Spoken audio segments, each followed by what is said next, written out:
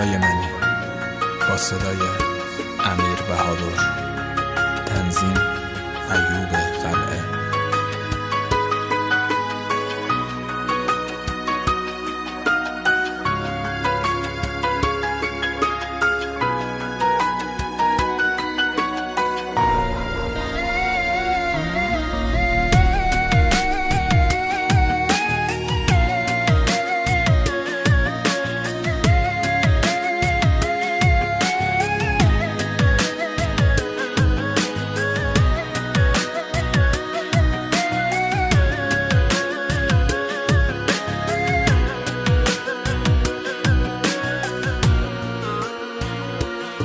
اگه افتادم به خاک بیا دستامو بگیر، هرچی تو بگی قبوله، حتی اگه بگی بمیر.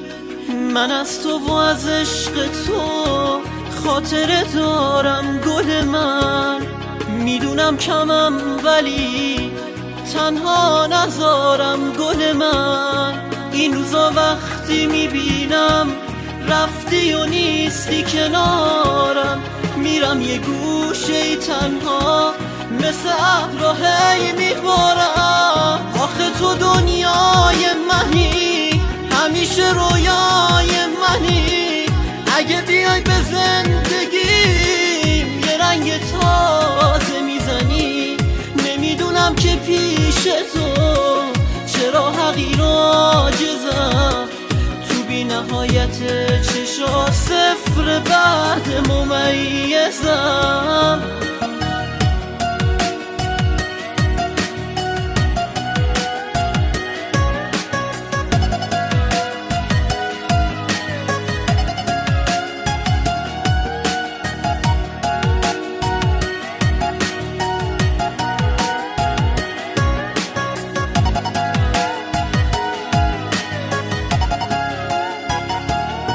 اگه افتادم به خاک بیا دستامو بگیر، هرچی تو بگی قبوله، حتی اگه بگی بمیر.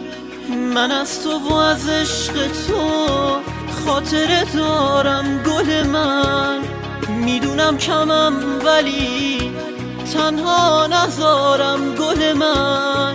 این روزا وقتی میبینم رفتی و نیستی کنارم، میرم یه گوشه تنها مثل ابرا هی میبارم. آخه تو دنیای منی، همیشه رویای منی، اگه بیای به زندگیم یه رنگ تازه میزنی.